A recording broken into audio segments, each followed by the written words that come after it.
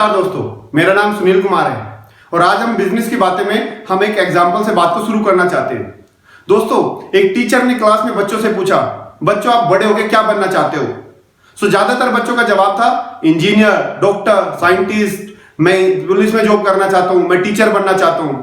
दोस्तों, किसी भी बच्चे का जवाब यह नहीं था कि मैं बिजनेसमैन बनना चाहता हूं, मैं एक व्यापारी बनना चाहता हूं। और उन बच्चों में बच्चे कुछ ऐसे भी होंगे जिनके माता पिता ऑलरेडी कोई व्यापार में ऑलरेडी लगे हुए हैं, लेकिन वो भी व्यापारी नहीं बनना चाहते। दोस्तों, इसका सबसे बड़ा रीजन क्या हो सकता है? हम अपने बच्चों को कहते ही नहीं कि आप व्यापारी बनो। हम इसलिए नहीं कहते क्योंकि हमें व्यापार के पीछे के चैलेंजेस पता है। क्यों व्यापारी ना बने, क्यों व्यापार की तरफ हम ना जाए।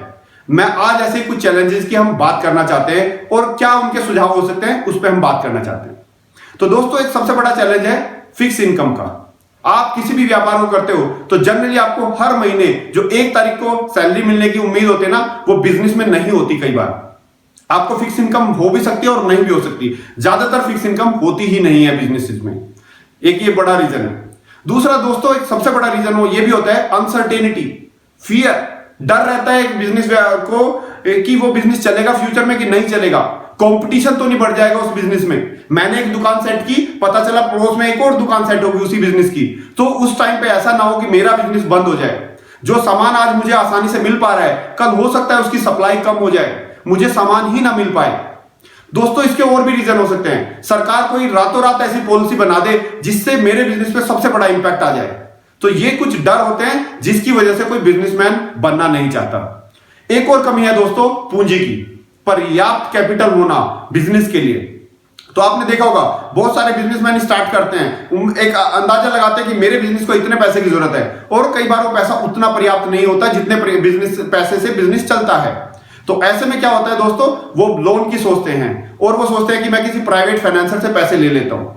हमारे देश में अगर हम बात करें लोन सिस्टम, वैसे तो सरकार बहुत सारे लोन के तरीके और सिस्टम कर चुकी है, स्टार्ट कर चुकी है, लेकिन फिर भी वो पर्याप्त नहीं है। बहुत सारे व्यापारी ऐसे हैं जिनको पैसे की जरूरत है, लेकिन वो उतने डॉक्यूमेंट और उतनी चीजें अरेंज ही नहीं कर पा रहे कि उनको लोन दिया जा सके। अगर वो प्राइवेट फाइनेंसर से लोन की बात करते हैं तो ब्याज की दर इतनी ज्यादा है, कई बार तो महीने का 3, 3.5 और 4% तक भी ब्याज देना पड़ता है। और दोस्तों, डेवलप्ड कंट्रीज की अगर बात करें तो वहां के बैंकिंग सिस्टम में या बिजनेस सिस्टम में 4% ब्याज तो पूरे साल का होता है। हमारे यहां पे अगर प्राइवेट फाइनेंसर की बात करें तो हो सकता है महीने में इतना ब्याज भी देना पड़ जाए कभी कभी व्यापारी को। तो इस टाइम पे अगर देखा जाए इस ब्याज दर के साथ में बिजनेसेस को नहीं सस्टेन किया जा सकता है। दोस्तों, एक और रीजन रहता है सोशल सिक्योरिटी का। आप जब तक बिजनेस कर पा रहे हैं तब तक तो फिर भी पैसे कमा लेते हैं।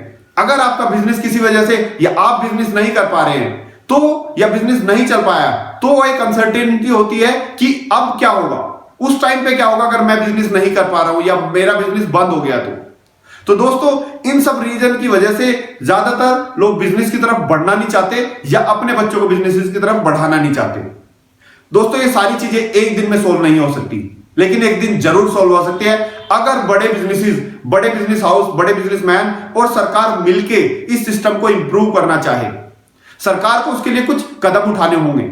सरकार को लोन सिस्टम ऐसा बनाना होगा ताकि जरूरतमंद बिजनेसमैन को पैसा दिया जा सके, और जब उसका काम पूरा हो जाए, जब उसके बिजनेस में वो पैसा वापस आने लगे, तब सरकार उस पैसे को वापस लेके अपने दूसरे बिजनेसमैन भाइयों को जिनको जरूरत है उनको वो पैसा मुहैया कराया जा सके, ताकि जितना भी सरकार का जो बजट है उस बजट में मैक्सिमम बिजनेसमैन को सपोर्ट दी जा सके। सरकार को अपनी नीति बनाने से पहले भी सोचना होगा कि मैं कैसे व्यापारियों का कॉन्फिडेंस इसमें जीत लूं। कोई भी पॉलिसी ऐसी ना बने जो रातों रात बने जिसमें सारे बिजनेसमैन उसके लिए एग्री ना करें।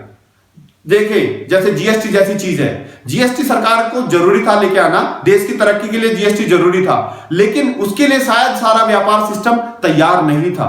तो थोड़ा टाइम और थोड़ी ट्रेनिंग, थोड़ी चीजें और मुहैया करानी चाहिए देश में, ताकि उस चीज को व्यापारी एक्सेप्ट करना स्टार्ट कर दे। दोस्तों, वैसे तो हमारे बिजनेसेस के लिए गवर्नमेंट ने बहुत सारे डिपार्टमेंट ऐसे बनाए हुए जहां से हमें रजिस्ट्रेशन की जरूरत होती है। हर बिजनेस के अलग अलग रजिस्ट्रेशन के रूल्स हैं जहां से हमें उनमें रजिस्ट्रेशन लेने की जरूरत पड़ती है। लेकिन रजिस्ट्रेशन के साथ साथ डिपार्टमेंट को, गवर्नमेंट को उनको एक कुछ लायबिलिटीज भी देनी चाहिए, ताकि वो डिपार्टमेंट अपने जो रजिस्ट्रेशन के लिए व्यापारी उनके पास जाता है तो उसको कुछ काउंसलिंग कर सके और ये काउंसलिंग बिजनेस स्टार्ट करने से पहले, चलते हुए बिजनेस में, और अगर बाई चांस दुर्भाग्यवश वो बिजनेस बंद होने की तरफ बढ़ रहा है तो बंद होने से पहले भी वो काउंसलिंग कर सके। हो सकता है उनमें से कुछ बिजनेसेस को बचाया जा सके। तो डिपार्टमेंट का रोल सिर्फ रजिस्ट्रेशन लेके और उनको एक रजिस्ट्रेशन नंबर ना देने की बजाय उनको काउंसलिंग भी दे, रेगुलर बेसिस पे उनको कंसल्ट करे कि आपके बिजनेस के लिए क्या अच्छा हो सकता है या कैसे आप अपने बिजनेस को दूसरे बिजनेसेस के साथ टाई अप करके बढ़ा सकते हैं। तो दोस्तों, वैसे तो गवर्नमेंट इस डायरेक्शन में काम कर रही है और हमें उम्मीद है कि जल्दी ही कुछ ना कुछ ऐसा बड़ा इकोसिस्टम बनेगा जिसमें सारे व्यापारी भाई आगे बढ़ेंगे और सारे बिजनेसेस ठीक ठाक हो जाएंगे। दोस्तों, अब लास्ट में मैं एक और चीज कहना चाहता हूं। लॉकडाउन के टाइम पे बहुत से व्यापारी भाई, बहुत से छोटे मैन्युफैक्चरर भाई ऐसे भी हैं जो अपनी और अपने परिवार की जिंदगी दांव पे लगा के जरूरत की चीजें हम सब तक मुहैया कराने में लगे हुए हैं, दिन रात मेहनत कर रहे हैं। सो मैं और टीम मेरा कैशर मिलके उनको थैंक यू करना चाहता है कि आप लोगों की वजह से इस देश में जरूरत की चीजें आज लोगों के पास मुहैया हो पा रही है। Thank you.